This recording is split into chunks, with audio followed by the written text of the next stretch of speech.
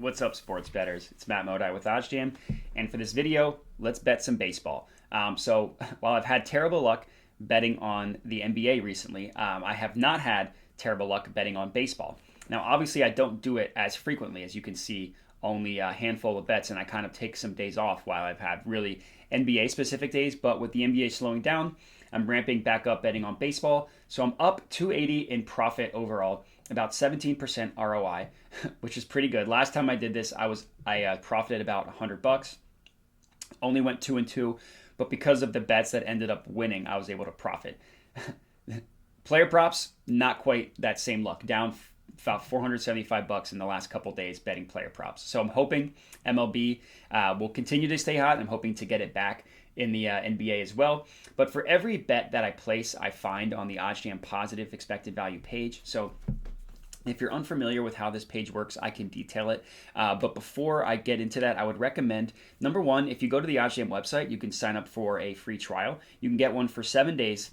Free trial means it's completely free. And then you can schedule a call with one of our sports betting experts, including myself. So if you go to the link in the description, you'll see a bunch of calendars. My calendar is included on there.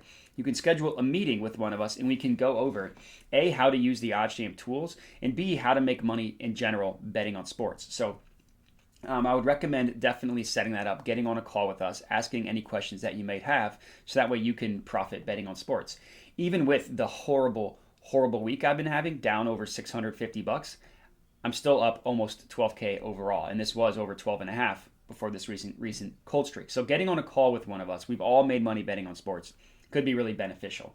So anyways, now that I'm looking at the OddsJam positive EV page, like I said, this is how I go about finding every bet that I place.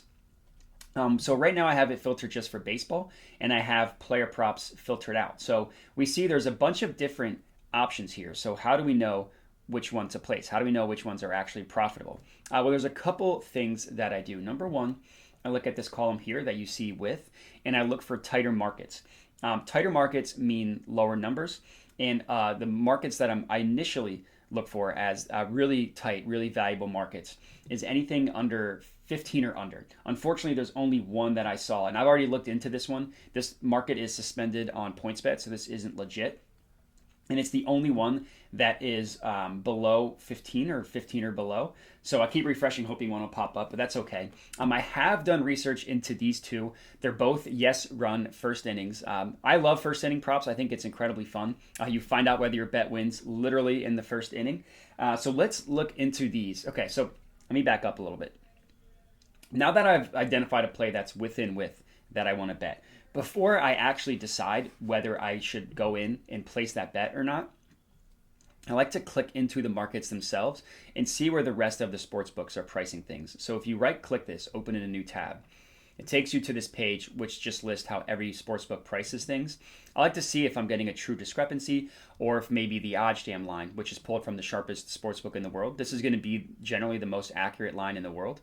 I want to see how they are pricing things compared to every other book. Now this one, it looks like a really valuable bet. The OddsJam line has it at minus 107. With the VIG removed, prices that at about even money, plus 100. This VIG, if you're unfamiliar, is essentially just the tax that sportsbooks price odds themselves. It's the juice they price up odds to make their money. They don't charge a transaction fee for actually placing a bet. Instead, they just juice up the odds so they can accept 50% of the money on each side and make their money.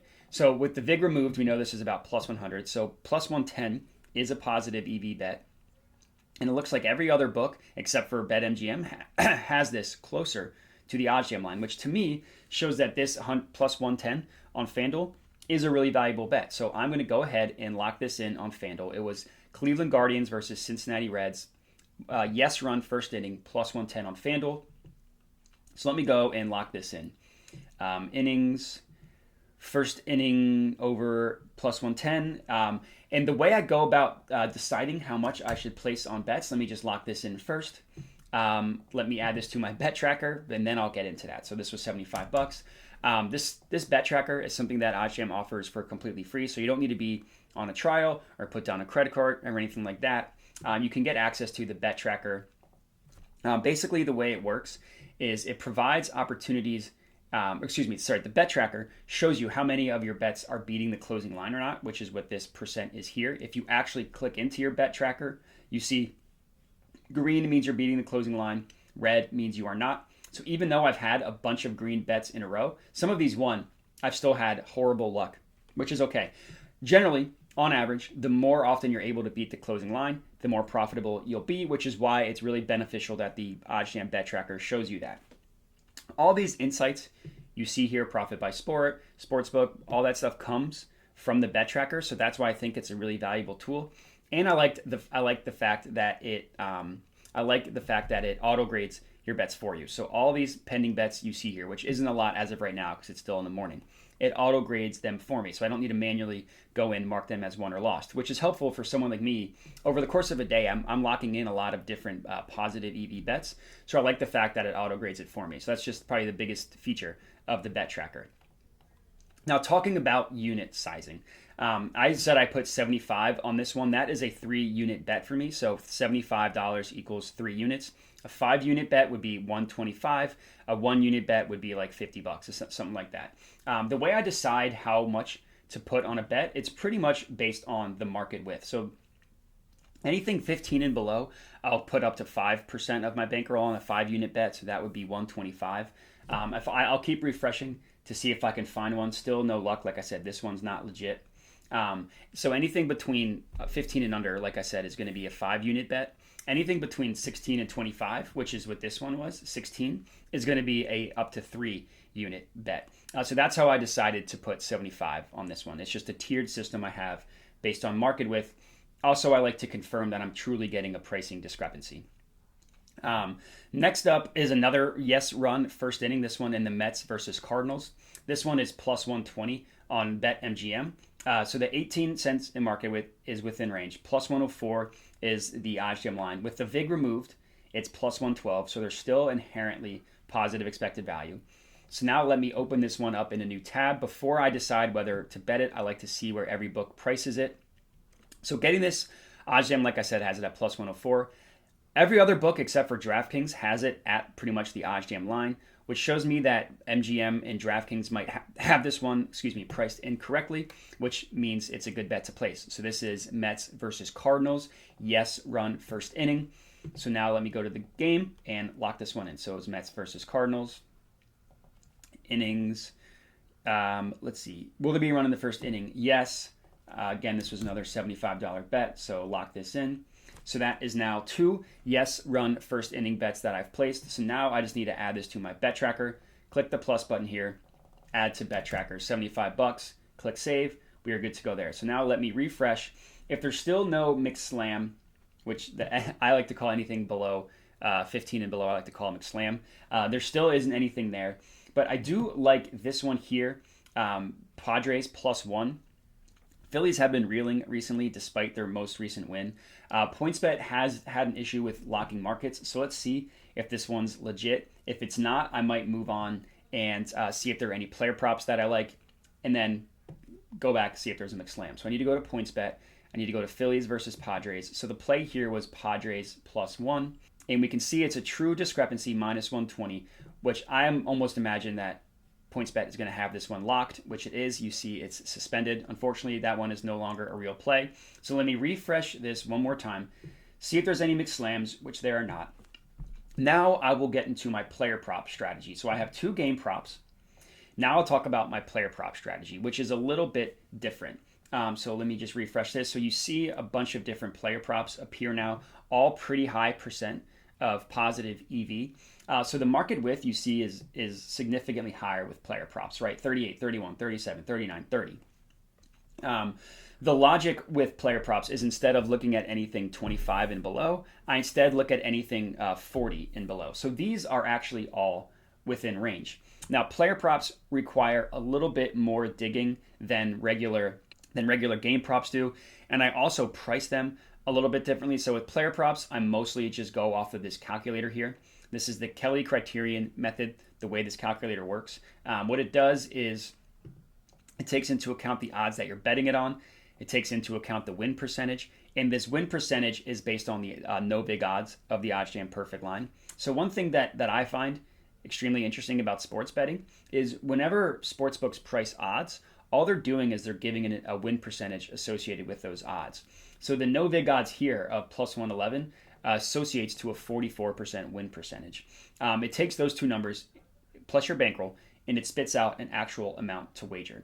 Now, I don't just blindly bet anything below 40 cents. I like to do a little bit more digging. Part of that digging is my own research into player props, trends, projections, stuff like that. I also like to look into the markets. So this one was Frank Schwindel over 1.5 total bases. Similar to what I do with game props, but I'm much more strict about what I decide to bet. So this one here, OddsJam has it at plus 111. FanDuel has it at plus 110. The other books have it at plus 150. So this one is interesting. It's a little bit in the middle. So if I were to decide to bet this one, I would look at his trends. I would look at his projections. But I'm going to end up avoiding this one because I like to look for a little bit more of a pricing discrepancy. So this one I'm going to avoid. So now let me refresh. Wilson Contreras over 1.5 total bases. I'll do the same research into. So I'm looking at Wilson Contreras to see if I'm getting a discrepancy. So OddsJam has it at minus 103. FanDuel has it at minus 120. So it's actually kind of funny. It's the same books. FanDuel has it closer to the OddsJam line. DraftKings, BetMGM have it closer to the line I'd be betting it at. But this one I actually do really like because look how low FanDuel has this. They have this at minus 120. So OddsJam has it at even money. FanDuel has it at even lower than that, which shows me that this one actually is a valuable bet to take. Plus 130 on Caesars, Cubs versus Diamondbacks. And this one tells me I should put I'll round this one down to 85.